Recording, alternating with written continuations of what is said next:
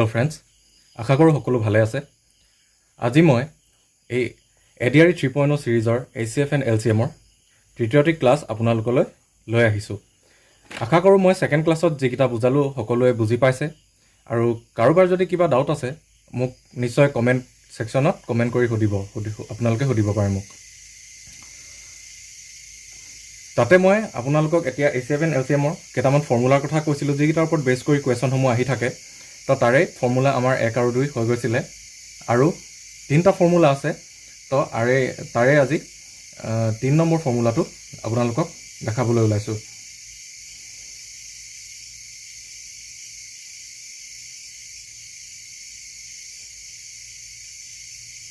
Formula 3। Formula 3টো আমাক কি কৈছে? The largest number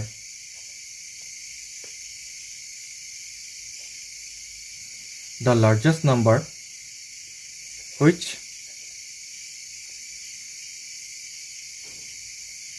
when divides the numbers a, b and c, leaving remainders p, q and r respectively,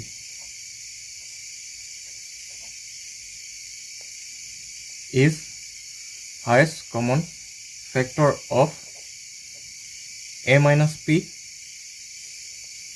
b minus q and c minus r. এতিয়া আমাক কি ক'লে? The largest number, the আটাইতকৈ ডাঙৰ number, which when divides the numbers a b and c, যিটো নাম্বাৰে আমি a b c ক divide কৰিম তেতিয়া আমাৰ ৰিমাইণ্ডাৰ থাকি যায় p q and r। সেই নাম্বাৰটো কি হ'ব?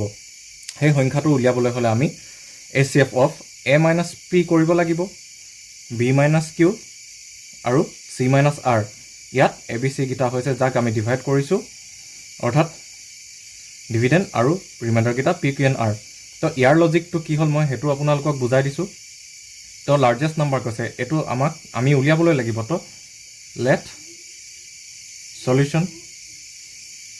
Late the number B x বুলি ধৰি ল'লোঁ। এতিয়া আমাৰ কি আছিলে হেৰিটো? Dividend is equal to divisor into quotient plus remainder. Dividend কি হয়? এতিয়া আমাৰ ইয়াত নাম্বাৰ আমি a b আৰু c ক ডিভাইড কৰিছোঁ। তো ডিভাইডেণ্ড প্ৰথমতে a ডিভাইজাৰ কি হ'ব?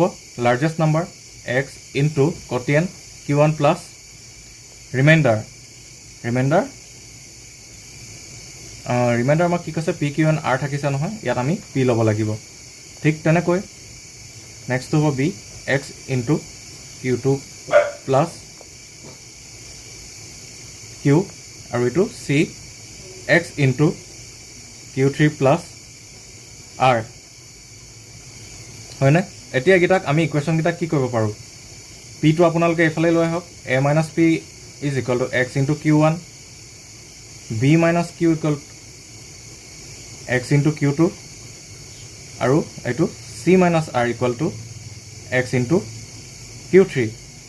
এতিয়া আপোনালোকে দেখিছেনে ডিভাইজাৰ ইনটু কোটিয়েণ্ট যেতিয়া কৰা হৈছে, এটা আমি মানে এক্সে যেতিয়া a মাইনাছ পিক ডিভাইড কৰিছে, ইয়াত আমাৰ ৰিমাইণ্ডাৰ থাকি গৈছে 0।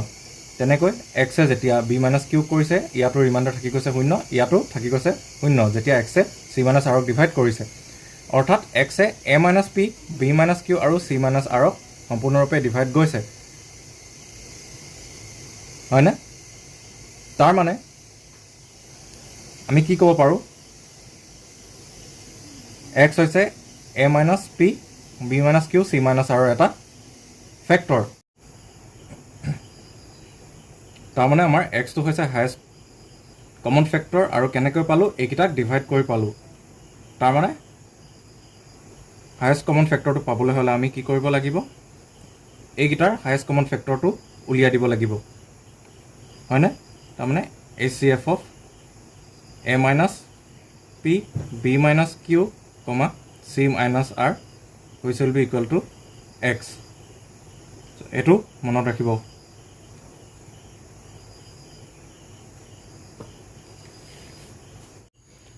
এতিয়া ফৰ্মুলা 3 ওপৰত বেছড এটা কুৱেশ্যন লৈছোঁ ইয়াত কি দিছে the greatest number which when divide 989 and 1327 leave remainders 5 and 7 respectively is তাৰমানে গ্ৰেটেষ্ট নাম্বাৰ সুধিছে যোনটোৱে এইকেইটাক ডিভাইড কৰিলে 5 আৰু 7 থাকি যায় ৰিমাইণ্ডাৰ হিচাপে এতিয়া ইয়াত কৰক ইয়াত এ কি হৈছে ইয়াত 989 টু এ হৈছে তাৰমানে ডিভিডেণ্ট 989 টু এ হৈছে 1327 টু বি তাৰপিছত ৰিমাইণ্ডাৰ্ছকেইটা পি আৰু কিউ কি হৈছে 5 আৰু 7 তো 989 মাইনাছ 5 কৰিলে কিমান পালোঁ 984 পালোঁ তেনেকৈ 1327 মাইনাছ 7 কৰিলে 1320 পালোঁ তাৰমানে ইয়াত কি হৈছে আমাৰ ফৰ্মুলাটো কি কৈছিলে A equal to x into Q1 plus P তো এক্সটো এটো ল'লোঁ আমি 989 equal to x into Q1 plus 5 first ৰিমাইণ্ডাৰটো তো 989 minus 5 equal to x Q1 আমি পালোঁ 984 ইকুৱেল টু এক্স Q1 তেনেকৈ এক্স ইনটু Q2 পালোঁ 1320 এতিয়া HCFটো আমাৰ কেনেকৈ উলিয়ায় A মাইনাছ পি আৰু P মাইনাছ কিউ তো HCF আমি পালোঁ HCF উলিয়াব লাগিব কিহৰ 984, 1320 তেনেকৈ আমি 984 আৰু 1320 এনেকৈ প্ৰাইম ফেক্টৰাইজেশ্যন কৰি আমি HCF পালোঁ HCFটো আমি কিমান পালোঁ 24 বুলি তো এইটোৱে আমাৰ হৈছে ৰিকুৱাৰ্ড নাম্বাৰটো ইয়াত অপশ্যন নট চাওক কোনটো অপশ্যন চিটো আছে 24 তো আমাৰ আনচাৰটো হ'ব 24 ফৰ্মুলা 4 ইয়াত কি কৈছে when a number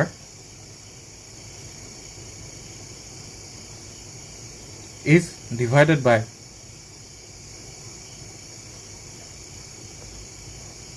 when a number is divided by A comma B or C leaving same remainder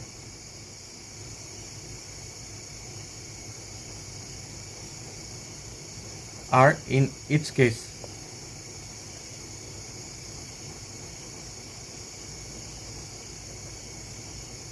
the number will be LCM of A comma B and C plus R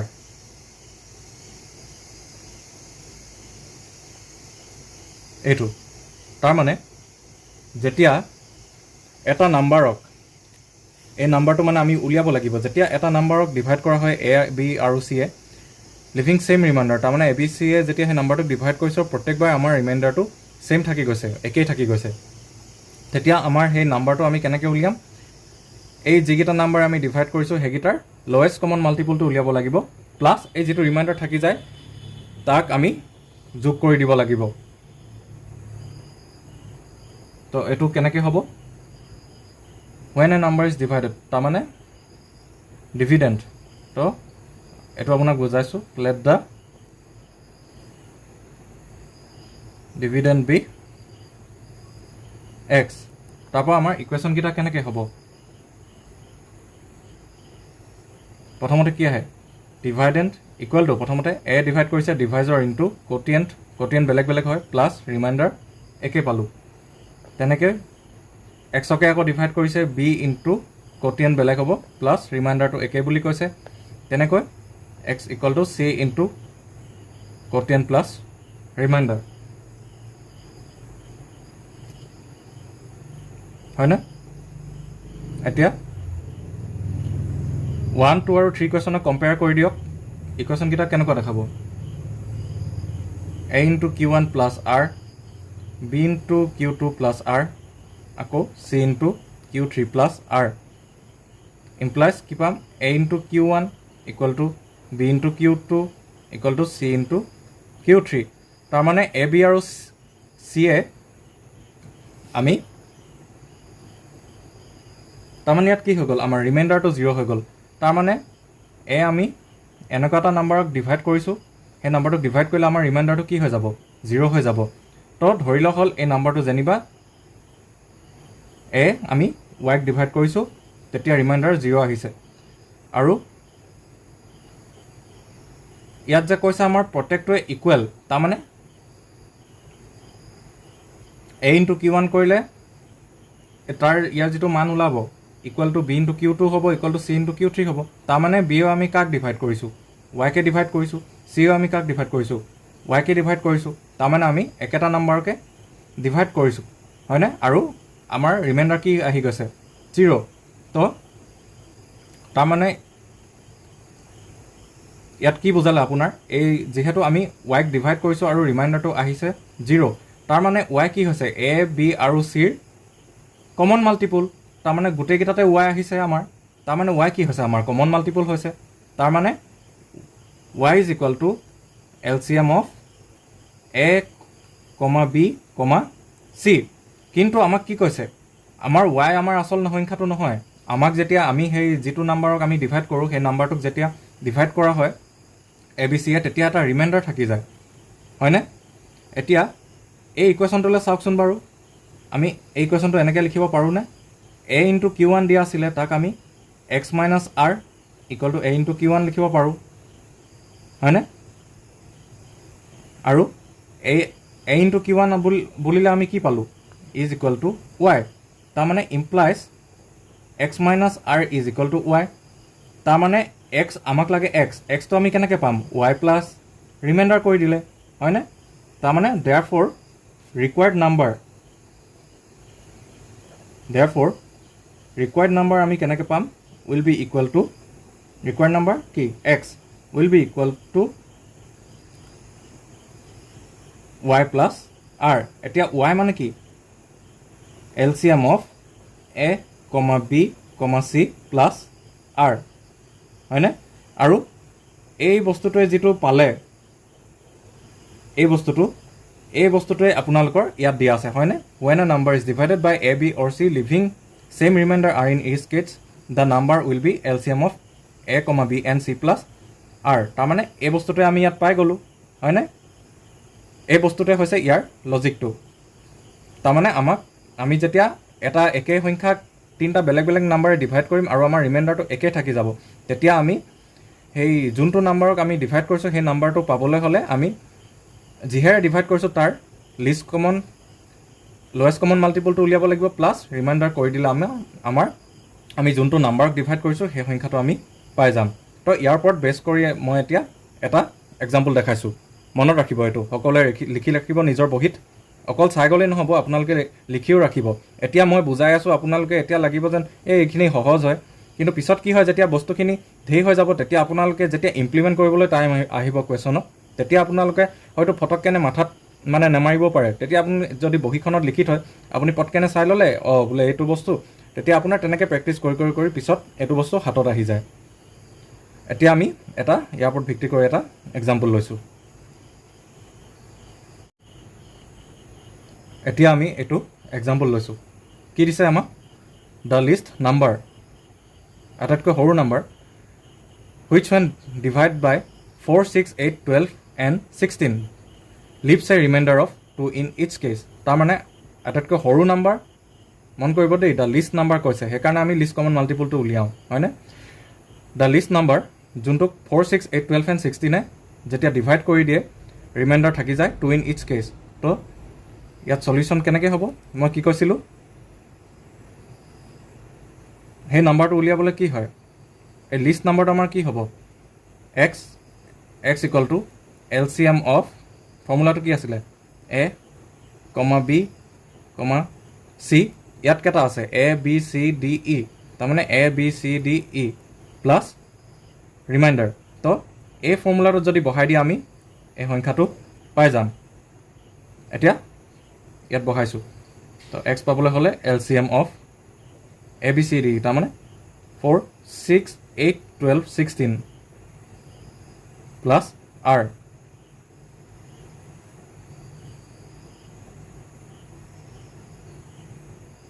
তো LCM of 4, 6, 8, 12, 16 আপোনালোকে কৰি চাব পাৰে বা মুখত হ'লেও এইটো গম পোৱা যায় LCM কিমান আহিব 48 প্লাছ ৰিমাইণ্ডাৰ কিমান আহিছে দিছে 2 48 প্লাছ 2 50 তো আমাৰ আনচাৰটো হৈছে 50 এতিয়া অপশ্যনত চাওক 50 আছে নে নাই অপশ্যন চি চাওক 50 আছে হয়নে আমাৰ এইটোৱে হৈছে আনচাৰ তো এইটো দেখিলে এবাৰ কনচেপ্টটো বুজি লোৱাৰ পিছত আপোনালোকৰ অংকটো কৰিবলৈ সময় নালাগে গতিকে যেতিয়া কনচেপ্টটো বুজাই থাকো আপোনালোকে গোটেই বস্তুটো ভালদৰে শুনি ল'ব মানে তেতিয়া আপোনালোকৰ অংকটো কৰোঁতে সময় নালাগে এতিয়া মই লিখিছোঁ কাৰণে সময় লাগিছে পৰীক্ষাত আপোনালোকৰ এইকেইটা দিয়া থাকিলে আপোনালোকে বোলে LCMটো জানিলে 48 ৰিমাইণ্ডাৰ কিমান দিয়া আছে 2 48 প্লাছ 2 50 আপোনালোকে ক'তো কৰিও চাব নালাগে ইয়াত ডাইৰেক্ট 50 লিখিব সেই তেনেকৈ বস্তুটো স্পীডটো আহে এবাৰ কনচেপ্টটো বুজি ল'লে নেক্সট আহিছে ফৰ্মুলা 5 ফৰ্মুলা 5 কি হ'ব when a number is divided by A, B or C leaving remainders P, Q and R respectively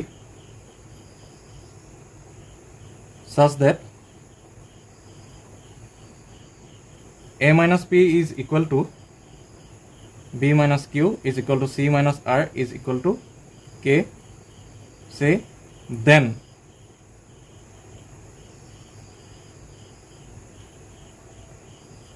the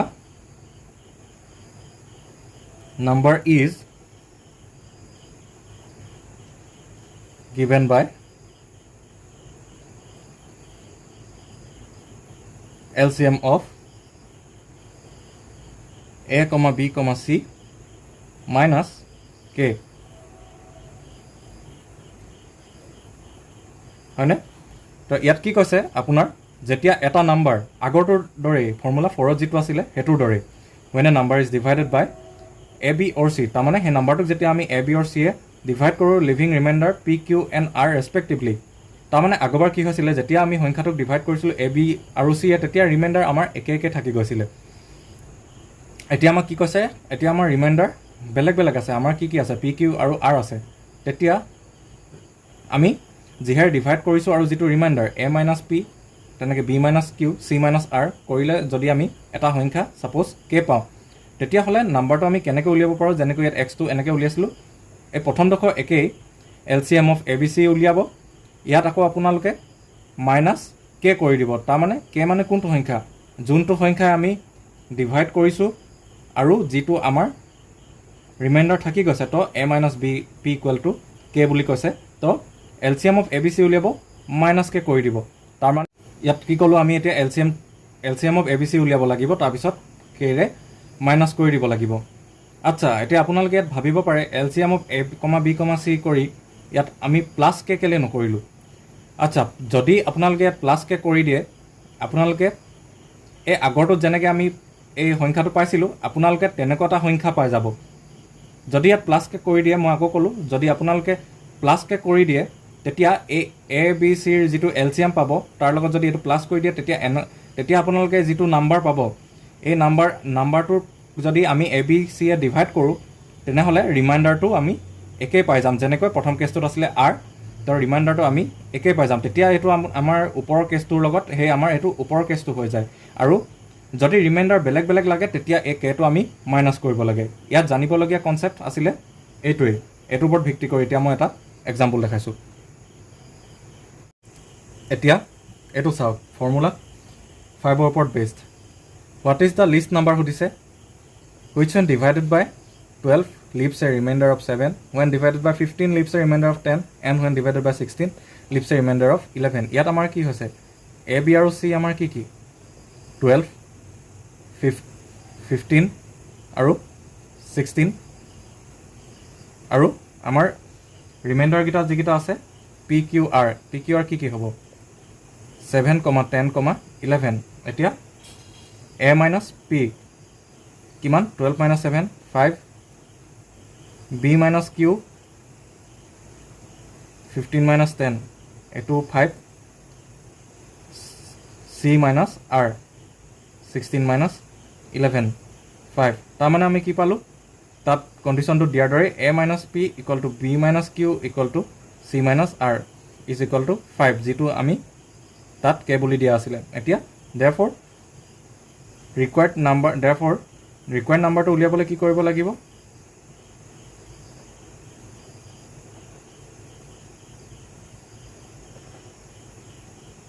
therefore required numberটো উলিয়াবলৈ equal to LCM of a, b, c minus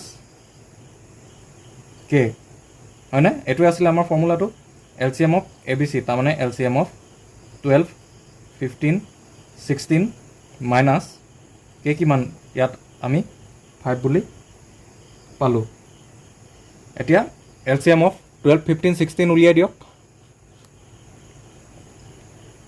12 15 16 2 6 are 12 15 2 8 are 16 2 3 are 6 4 are 8 2 3 2 2 are 4 3 3 কৰিলোঁ 3 1 are 3 3 5 are 15 আৰু 2 গোটেইকেইটা prime factor পাই গ'লোঁ এতিয়া LCM কিমান হ'ব is equal two 2 are 4 4 2 are 8 8 2 are 16 16 5 are 80 8 3 are 240 তো LCM পালোঁ 240 therefore required number কি হ'ব therefore required number shortত লিখিছোঁ will be equal to 240 minus 5 which is equal to কিমান হ'ব নাম্বাৰটো 240 minus 5 235 235টো আমাৰ আনসাৰ হৈছে এতিয়া অপচনত চাওক 235 ক'ত আছে অপচন বি টিক কৰিলে পাই যাব এতিয়া হিকুতে আপোনালোকৰ সময় লাগিছে বস্তুখিনি যেতিয়া আপোনালোকৰ প্ৰেক্টিছত আহি যাব তেতিয়া আপোনালোকৰ বাবে বস্তুখিনি সহজ হৈ পৰিব আজি মোৰ ক্লাছটো ইমানতে সামৰিছোঁ নেক্সট ক্লাছত কেইটামান অংক প্ৰেক্টিছ কৰাই দিম তাৰপিছত আমাৰ ACF আৰু LCM খিনি শেষ হ'ব ধন্যবাদ